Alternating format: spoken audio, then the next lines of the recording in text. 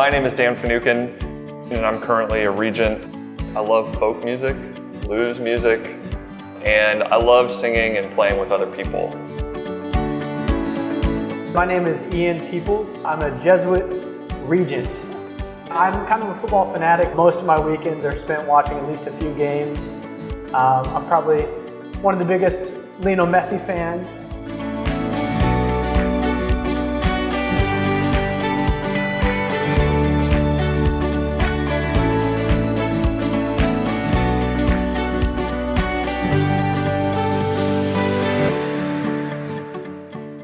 Hello and welcome back to MagisTalk. I'm Dan Finucane and I'm joined by my good friend and brother Ian Peoples.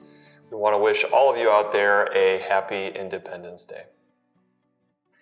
In honor of Belizean independence, we've invited Professor Gian Vasquez, a history teacher at St. John's College Junior College, to talk about the history of Belize and especially the importance of Belize becoming an independent nation. So Gian, welcome to MagisTalk. Thank you. It's an honor to be here. Great to have you here. And we were just talking a little bit before, and you're a St. John's guy through and through. So Yes. give us a little history about how long have you been at St. John's, you said? From 1995 as a student first, then the junior college as a student. Then I went to the University of Belize. I came back as a teacher in 2007. And you've commuted from Orange Walk this entire time. Yes, I have. So Mr. Vasquez has paid for a bus, he told us, if you take up all that bus fare over the course of time. Yes, I probably have. And how did you get into history? Like what spurred your interest, and especially in Belizean history? That's a very good question. I think at an early age, it's like God is forming you, but you didn't know that you were being formed. I think giving me the father that he had given me started it all. My father was into history. He would have books. He was into philosophy, and I would read these books, not knowing what the hell these books were at the time. I would just pick them up and read, and because they were there, and if he's reading it, it should be something good. So that's what I thought. And then as I grew older, I met men like Nigel and Calada. He's one of the men, my inspirations at high school. And then when I went to the junior college, I met men like Anthony Sabal, Mr. Rick Bateman.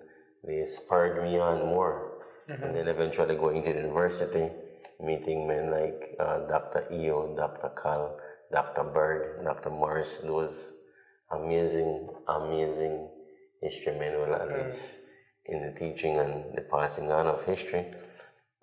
So that helped me a lot to get into history. As a teacher at St. John's College, do you find, are your students naturally excited about history, or do you have to sometimes kind of stir them up a little bit? I think they have this negative stereotype of history. Yeah. And history is boring, history is mundane, history is dates. That's not really what history is. The dates and everything else that come along are important because you need to know the story. But as students of history, we want to analyze the story. The story is just a part, but making or writing the story is also as vital as analyzing the story, because you need to have a complete, or as best as possible, complete picture, picture with evidence, facts, not opinions. And so once you get that, then you can analyze. Both of them are equally important. And students more often just focus on the picture, the story, and trying to remember the story. I keep telling them the story is very important, but it's something you should already come with. We're supposed to be discussing.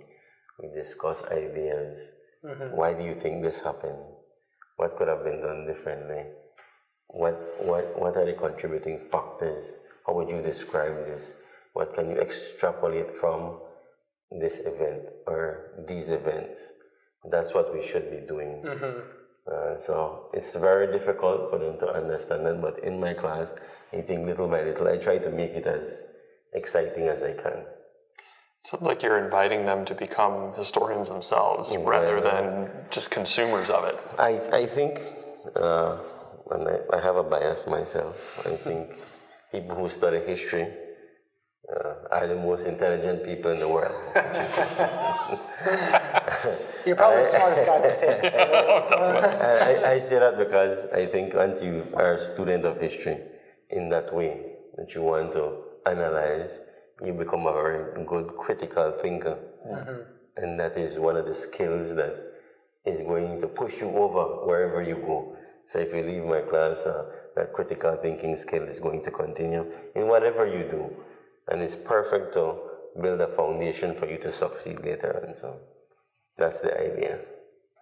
That sounds good to me. That sounds like kind of the hallmarks of Jesuit education, what you just described, really, is being a critical thinker about reality, about the world. And maybe we can turn that and look at this month of September, which is why we're having this show. It's a big month of celebration. We've certainly experienced the celebrations where we live, hearing a lot of the concerts. But it's much deeper than that, right? There's 2 days in particular that are celebrated, September 10th, and then this past week, the 21st. So maybe you could tell us a little bit, how did we get these national celebrations? Why do we have them? That's a very good question. Why do we have them? How did we get them? Well, the 21st, that's easy. That's the date that we became independent. All countries around the world celebrate the date that they get independence and they become a country. So probably not every countries, maybe only colonies, right? Because I don't think England has an Independence Day, do they? Do they celebrate an Independence Day in England? I think the Magna Carta is often a big for them. But I was thinking about that too the other day, because in the U.S. we obviously have an Independence Day. Because France has like Bastille Day, but that isn't Independence Day. It's something different, storming the Bastille. So just thinking about that just now, but for ex-colonies who got independence, that's very important. That's like a milestone. That's like when you leave your home. Hey Dad, Mom, I'm leaving home. I can do it on my own. That's what it signifies. So it's a hallmark moment. Using mestizo culture, it probably is like a 15 años, where you're saying, yeah, hi, you celebrate it, you're becoming an adult. So 21st, I would put that in that category. It's very important for us as a people because it's the beginning where we are marking ourselves as Belizean and forging that national identity. Although the foundation for that was long before, it's that day that we can say, hey, now we are Belizeans and we're forging our way forward as one people. So I think that's very important to celebrate. In terms of the 10th of September, I'm not a big fan of the 10th of September. I'll put that out there. I'm not a fan of it. And the reason I'm not a fan of it is because, to me, it represents a colonial past that, in my view, should not be celebrated. Why? The 10th is, and it did occur, it didn't occur on the 10th day only. There was a battle between, naval engagement. It wasn't a battle, it wasn't like Gettysburg or anything that hand-to-hand combat, nothing of the sorts. It's a naval engagement between some British ships. I know the Merlin was here. It's a gun sloop. It was used along with Captain Mas and Captain Barrow to defend the Spaniards' attack. Captain O'Neill came with ships. He attempted to enter and land forces on St. George's Key to remove the inhabitants. That naval engagement occurred, fearing that he would lose men and it would be a lost cause. He would lose too much men just to take over St. George's Key. So Captain O'Neill decided, on dysentery and other things occurring on the ship, to abandon taking over St. George's Key. And so, in effect, the British won that naval engagement. And you can call it a battle. For all intents and purposes, it was. Some, like now, it is believed that in some circles that as a result of that, you have Belizeans here. That is the foundation of where Belize came. But I don't buy into that, because in 1779, the Spaniards had attacked when they were helping the North Americans, the 13 colonies, fighting for their independence. They attacked the British here and removed them completely and took about 200 men, women, enslaved Africans to Merida and then eventually to Cuba. And all the other men that were here fled to Honduras. And from 1779 to 1783, there was no one here. So in 1783, they signed a treaty that brought back these men to the settlement. So what I'm saying is that even if we didn't fight that naval engagement, you would have probably, or even if you lost, you'd have been removed and probably brought back. Right? Because that is the way wars, peace go. And the reason I don't see an importance to the battle is that in 1802, when peace was made, because the war actually started in 1796, 1802, they signed a Treaty of Amiens. When they signed the Treaty of Amiens, Article 3.4 clearly states that Britain gives back everything that it had won. Because in effect, what had occurred in 1798, we would refer to it as right of conquest, that the victor goes the spoils. But by signing that treaty in 1802, they gave back all those rights. They told the Spaniards, we're giving you that back. Whatever we gained as a result of the war, we're giving you back except for Trinidad. Well, in this side of the world, because they took other areas in Asia, in other areas that they were fighting, they took other territories. English colonies, So, but in this area, Trinidad is the only one mentioned. And so what the victory here became null and void. And from 1802, they reverted to what was called the status quo ante from 1786, the treaties that existed then. And then even in 1809, Britain signs and says that it's signing and accepting that the sovereignty goes back, reverts back to those two treaties, and we are saying that these two treaties are now ratified and in effect. And so by so doing, then it negates the importance of that battle. There is no real importance to it. Well, you know, somebody who's maybe watching right now is a member of our community, a certain Brother Carl Swift, who I like to name drop on our show. And Brother Swift, he probably would have some disagreements with you, but I'll let you two figure that out when I could explain further for. I completely agree. I mean, I'm hearing you. I think you give a lot more reasons for your case than Brother Swift gives for his. Go ahead. What I was going to say is that the context of the celebration needs to be explained to the Belizeans for them to understand.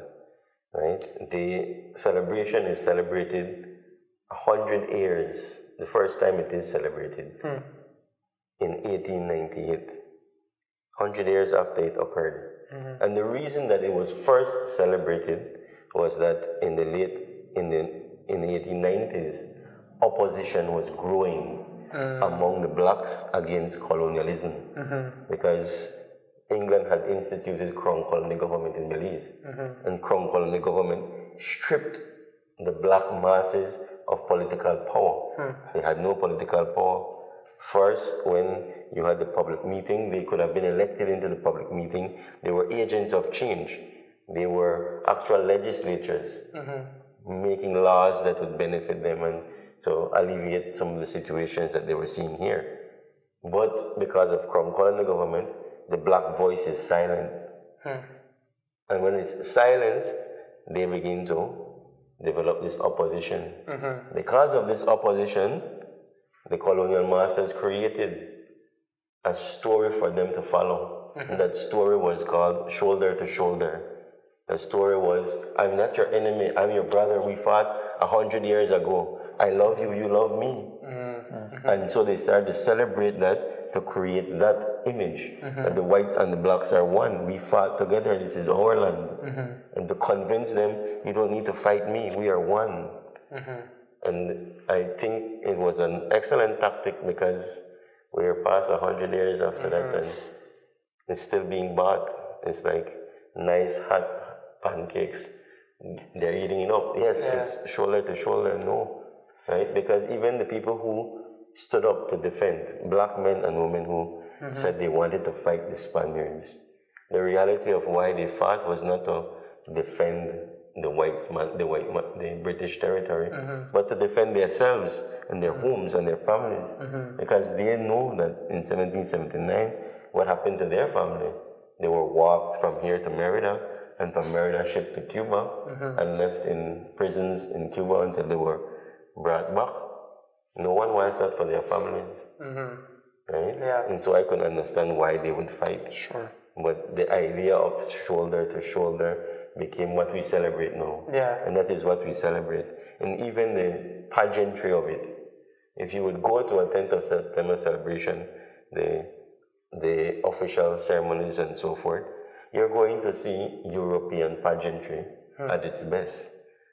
A queen that is crowned and a queen that does a curtsy and all of that, and the European regalia. There's nothing Belizean about that. There's nothing about this is Belize, and this is us. That's highlighting what Europe is. And we stick on, we still hold on to it, right? And to me, I don't think we should be celebrating those things. We should find something that is all-embracing. To that end, Identity that is Belizean. yeah, to that end, going to Belizean independence, 41 years ago now, correct? We often hear about Philip Goldson and George Price and the importance of these two men to the nation of Belize. In maybe a few words, could you kind of give a brief summary of why these two individuals in particular are so celebrated? Brief words, I don't think they are brief words. These men are very important, but the nationalist movement is a lot more than Philip Goldson and George Price, because there's lots of men and women that assisted and helped. But these two names are big. They are pivotal parts of the story. George Price being members of the People's Committee, Philip Goldson as well, and then eventually becoming the People's United Party, starting party politics and using party politics and party dynamics to push a national and forge a national identity. This is the foundation of it, right? Along with the trade union movement. So George Price also galvanized the trade union movement into politics and used that as a platform to get himself there. That's the working class, the masses getting together, trying to get this independence idea out. Philip Goldson is important because he's a part of all of this too. He, George Price, they're like the leaders of it. And Philip Goldson, I know, very important in terms of when you had things like the Webster proposals, when Britain were negotiating. Britain wanted to grant independence but end this Guatemala issue. And Philip Goldson was one of those men who was in the meeting and was like, God damn, this is alarming. Wrote it down because they weren't given copies. Wrote it down, sent it to Belize to let the people know this is what's happening. And that led to mass riots in Belize, that we were being sold out by the British. So he's very important in that regard. George Price, politically, he was a juggernaut because he was one of the founders of the People's United Party. And when the People's United Party was formed, it was the only political party, strongest political party. All of these nationalists were part of that party. That was his role, to push that forward, to push that party forward, to push these ideas, negotiate with the British. And every election, he always was there pushing. And when we got self-government, he was instrumental in assigning people the task to, we need to do this, we need to do that, right? And to negotiate with countries, with diplomats, with presidents.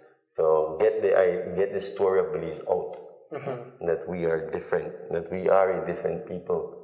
Now, for example, we are not Guatemalans, we have no cultural similarities or identity like Guatemalans. And we definitely don't have a British identity. We are people on our own. And that was a story that needed to come out. Because Guatemala, prior to that, had painted Britain as the bully that took away its land and that it is keeping its people hostage. And so Latin America, the world thought Britain has some Guatemalans hostage in a little area. But when that story began to come out, everybody begins to realize that's not true. It's total different people. Strikes me, kind of your answer to the last question and this one, that the process of Belize developing its own story is ongoing, very much ongoing, and it's kind of contested. But I think there's probably a way to read that there's something frightening, like, oh, who are we really? But I think it's also exciting. Like, to me, I'm excited listening to you, hearing that the story of the people of Belize is still emerging. It's still growing. It's being created. 41 years after independence. It is. Like America is about 200 and something years old, and America's story is still being written. Yeah, I'm not sure what part of the story we're in right now. We won't get into all that. But. No, but we're relatively young. Yeah. Yes. And we're relatively young as an independent nation. But the way we are right now reminds me of like children now. Belize, when we got our independence, lots of things had already been created for us. Like if you would look at the Constitution has a lot of human rights embedded into it. Prior to the development of human rights and the UN, that didn't exist. It had to be developed. Like in the United States, you guys had to create the Bill of Rights. And that whole fight had to be ongoing. And then the civil rights movement had to be ongoing. Children nowadays, they're born with computers, gadgets. They have the internet. They can do lots more things than we can. And so Belize is unique in that we were birthed with lots of things already there for us. And so as we grew and we are far to one, we can utilize everything that's there. And so I think at far to one, we are writing our story, and we are doing it with all of this available to us, all this information that has come before us, and even watching other countries and what they have gone through and trying to, I won't do that, I won't. And if you're a student of history, then we look back and say, oh, that's why I say historians or history students are the most intelligent. And to push this question a little bit, because after 2 years here, it's still very much a live question for me, and because of the pandemic and other things, I think my experience of Belizean culture has been limited in some ways for much of the time I was here. But what are some of the trademarks that you would say of Belizean identity? If we look at the U.S., for example, we can look at events that are kind of trademarks of U.S. identity, particularly like the era of World War II and sort of the narrative that we have around that time. But if we look to Belize, are there particular events? We talk about Belizean independence, of course, but maybe even within the course of independence, or particular trademarks of sort of the Belizean character, the spirit of Belize. Are there things that you If there are events, I don't think there's events.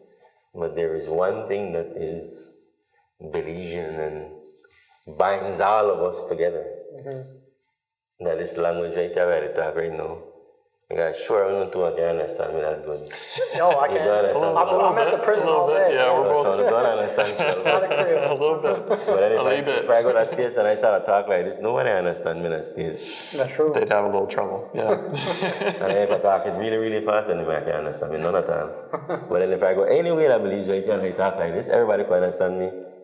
The Chinese man, the Indian man, Mennonite man, everybody, Spanish, Maya, everybody understands Creole. So if you want to talk about something that is Belizean, right, that transcends all of us, it's that unifying language, that Creole. Creole, everybody talk it, everybody. Everybody. The only ones I think don't speak it now are the kids who've been babysitted by their computers and gadgets. As if you talk to a child right now that's about 6, 7, they speak English and they speak American English. And I'm like, what? So you're seeing that in kids nowadays? Yeah, really? Okay. kids speak English. Even kids that are at the junior college speak proper English. And I'm like, oh. But I understand you're a digital native. You grow up on the devices, and so you get more exposure to that. It's like being immersed in English. That's all they're getting bombarded with, and that's how they're thinking and viewing their world, and so that's what they speak. But they still understand Creole. What's really interesting to me, go ahead. The next unifying thing I would say comes from the Creole culture too, the rice and beans. With the coconut oil. Yes. Everybody eat rice and beans. Everybody. So language and food. I went to shipyard, the Mennonites, and I see them eating, and they're eating rice and beans. And I'm like, where did you buy that? No, we made it. Like, you make rice and beans. And it's a Belizean thing. And you're going to meet some Chinese men, women, that go out and buy their rice and beans. We kind of like rice and beans. All cultures. And there are different things as we go along that you can see. Belizean, like certain foods from the Creole, from the Garifuna, go length and breadth, something like hudut. Or if you go to a region, you're going to have tacos. Tacos is everywhere now, right? So these things are kind of, we're forging a Belizean identity. We might not actively know that we're doing it, but that's what we're doing.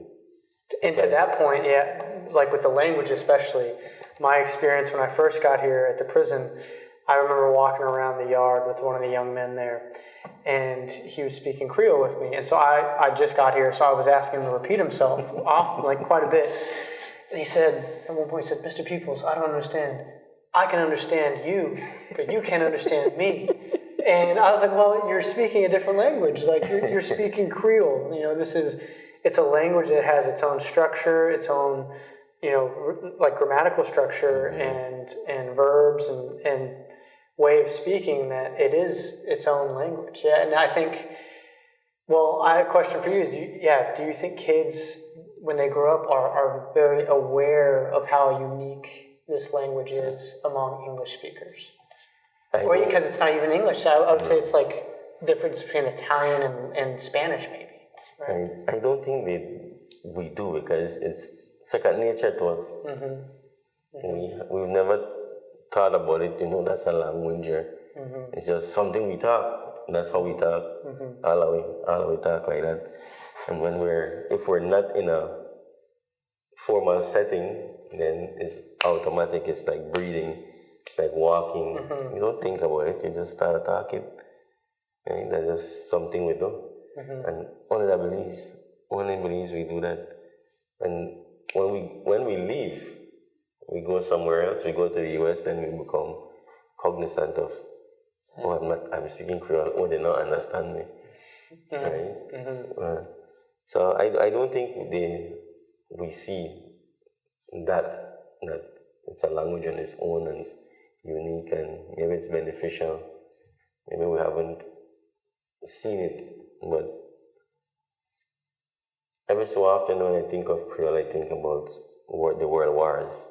The US used Navajo code breakers to talk in Navajo, and so nobody could understand what they were saying, because nobody went to study Navajo, so only they could understand, and no one could break that code. And so that was unique, and that's like Creole, like how you learned it, it took you a while to learn. It took a while, it took a while. A lot of questions. I had to humble myself and ask a lot. Definitely.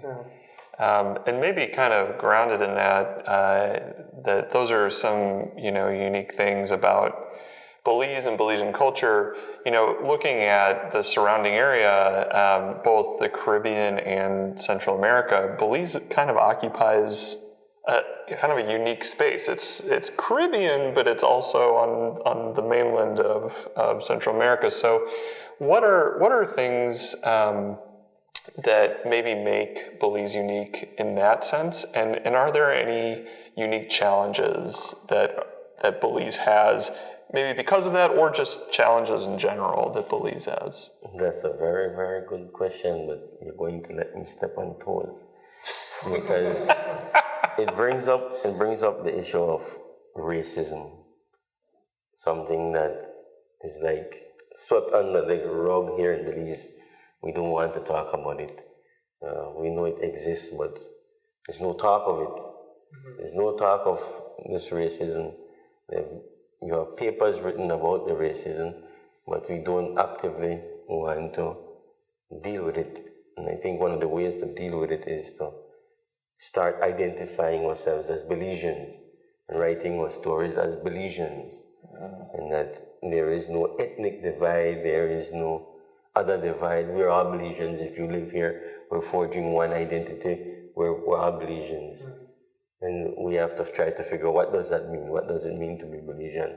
But one of the first things that means to be Belizean is you eat rice and beans. Right? And maybe we should put that like in the Constitution. If you're not eating rice and beans, you're not Belizean. Right? Or if you're not talk Creole, you're not Belizean. Right? Because some people say you need to talk English, right? Because you're living in an English-speaking country, but you not even talk English when you're born alone Creole too. None of we talk English when we born, we talk Creole. So how you gonna force me to talk English now, right? But back to your question, and the reason I'm bringing this up is because the Caribbeanness that you see comes from that historic slave trade, that the slavery part of us were enslaved Africans.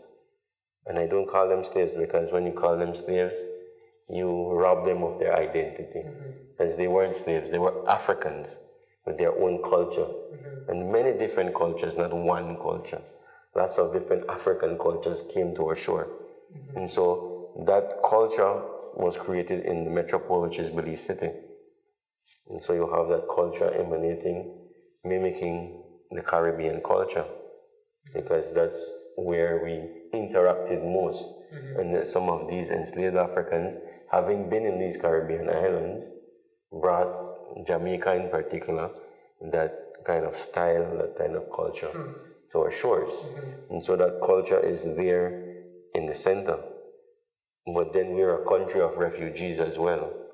The Garifuna came from Honduras. The Mestizo came from Mexico. Then you have migrants from El Salvador, Guatemala, all of these countries coming in. And some of them make their way to the metropole, but lots of them stay on the fringes.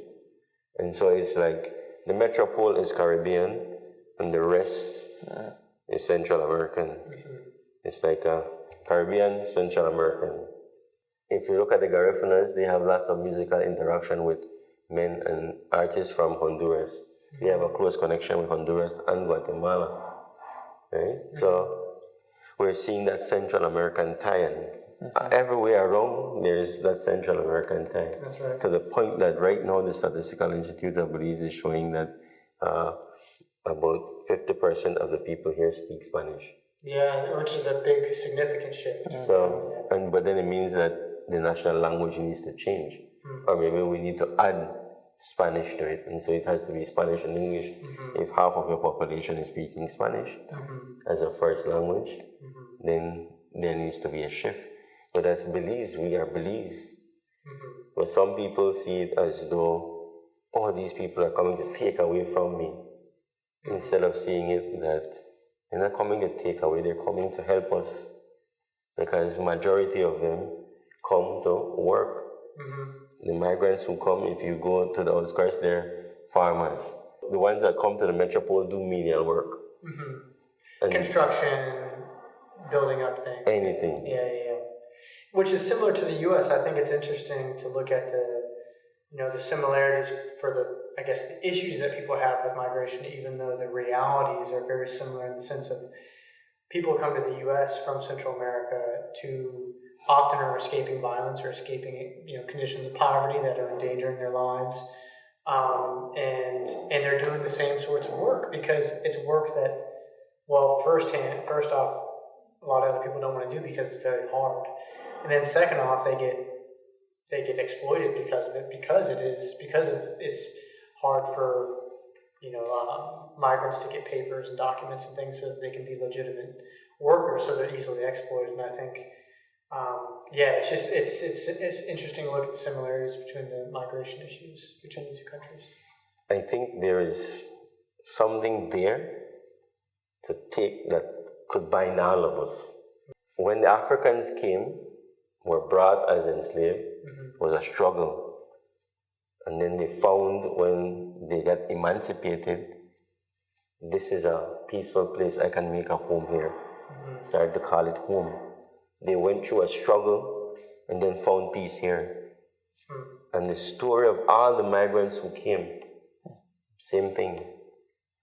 They were dealing with wars, struggles, and they came, they found peace. Every migrant who has come to Belize came in those regards. And all of them who identify Belize as their home, identified for that reason. We went through struggles, we found peace. And that is why I think it's important for that story to come out. At 41, that's what we should be promoting, an identity. We all went through struggles. All our ancestors went through struggles. We're here. We're not trying to take your land. We're not trying to fight you. You don't need to call me names. I don't need to call you names. We have to find that commonality in the struggle we all face. And in that struggle, we are forging this Belizean identity. We're Belize. We're Belizeans. We have overcome adversity, or at least we have the blood running through our veins that have overcome adversity. And it would seem, too, it opens the door to grow compassion, to have a sense of empathy kind of grounded in that shared experience of struggle. That there's a huge opportunity there, not just, to build this story, but also to grow in companionship and compassion. And I think you're getting to this, the answer to this question I'm about to ask, but I want to ask it explicitly is, what are your hopes for your country? What are your hopes for Belize? I know it's a broad question. No, I love that, because my hope is in all my students that I teach. I see them every day. And when I'm in there, that's all I think about. What can I leave with you to help you change the world? Because I think that's what St. Ignatius wanted to accomplish, is that I'm going to teach because in teaching the next leaders, we can have change. If you understand and you have that empathy and you can be a critical thinker, then you are going to change the world. You're going to change the Belizean society. And it might be only 10 this year, 10 next year. I'm still sending out 10 minds that are going to change the world and have been touched, or at least have the foundation for that to occur. And so that's my hope. My hope is that more students would embrace it. And I can see that lots of students take my class because they're told, he exciting, yes. Yes, you will be excited, but I'm exciting you because I want something from you, and that is to get you to think. So I'm going to be a little clown sometimes in the class. I'm going to run a joke. I'm going to do something funny. I even give funny bonus questions. My students, they love it because it's like way from left field. I would ask a question like, bonus question is just a bonus question. Who are they? Name one member of the Teen Titans. And they're like, what? Serious? They're like, you're serious? And I'm like, yes, I'm serious. Right? But that's just being done for them to remember. And then he asked that question, and then they remember the test too. It connects so the other questions too. All of us. So it's like, yeah. So I do those things for that, for it to be memorable, for them to remember, for them to have fun, and to try to change the myth that history is boring, because history isn't boring. And history is active living. We're doing history, and I'm doing history by teaching you and sending you out there. And you're going to do history. And then probably 60, 70 years from now, we're going to be reading your story. So that's my hope. Amen. Well, I think that's a great articulation of Jesuit education too. Absolutely, and I think it's a great place to end our conversation. But we do have Our own final question. And we always pick kind of a random question. And we're going to preface this by saying you cannot answer with rice and beans. Because we thought of this before. We thought of this before we had this interview, and I didn't know how prominent food would figure into this conversation. So the question is, what is your favorite Belizean food? Besides rice and beans. Belizean food. I don't think I should share this because it's one of my banking information questions. So you're putting me in a spot, but I'm going to share it. Why? Because this is my all-time favorite food. Okay. When I was growing up, I could remember asking my mom, because in my household it would be, they would ask my mom and dad, what do you want to eat for your birthday? Because there was no party. I didn't grow up rich, so they weren't or wealthy or well-to-do. There wouldn't be no party. There was just going to be what your favorite food is. We're going to cook that for you. Okay. We might all have to eat beans for a while, but we're going to cook that for you because it's your birthday. And so whenever this question came up, my question was always the same. My brothers and my sister, they were mad, like, why the hell do you ask for that? Right? Because my all-time favorite food is called dumplings. Dumplings is simply beans and the dough from a tortilla. You make it like a tortilla and you cut it, and instead of baking it on the comal, you throw it in the beans. That's it. That's it. That's it. Very simple. Very simple. That's a Belizean thing, probably. With pepper or no? Well, I eat habanero, so it's going to be habanero. Okay. And some salt. Okay. That's my all-time favorite. It reminds me of this movie, Ratatouille. Oh, yeah. Yeah. And what they made, the Ratatouille, it reminds me of that. Like, it's like a peasant dish. It's common. Right? But all walks of life, I'm sure when they're hearing me right now, they're like, wow, for sure, I know you dumpling long time. Right? Because they get caught up in the rice and beans or the fried chicken and the chow meins and the tacos and everything else. I haven't had dumplings myself, so at least not the Belizean dumplings. That sounds really good. I've had, Texas has their own dumplings, so chicken and dumplings, also very good if you ever go to Texas. Throwing that question over to Dan, what's your favorite Belizean food? So I know it's not unique to Belize, but escabeche. We just had it this past weekend. At the Key, it was homemade. It just so good. Like it's savory and it's so simple. Just like what you can do with onion and some spices. I mean, it's just amazing. And I could we were talking about this over the weekend. I could just drink the broth. I could just give me a big old cup of it, and I'll just sit and drink it. So that'd be my answer.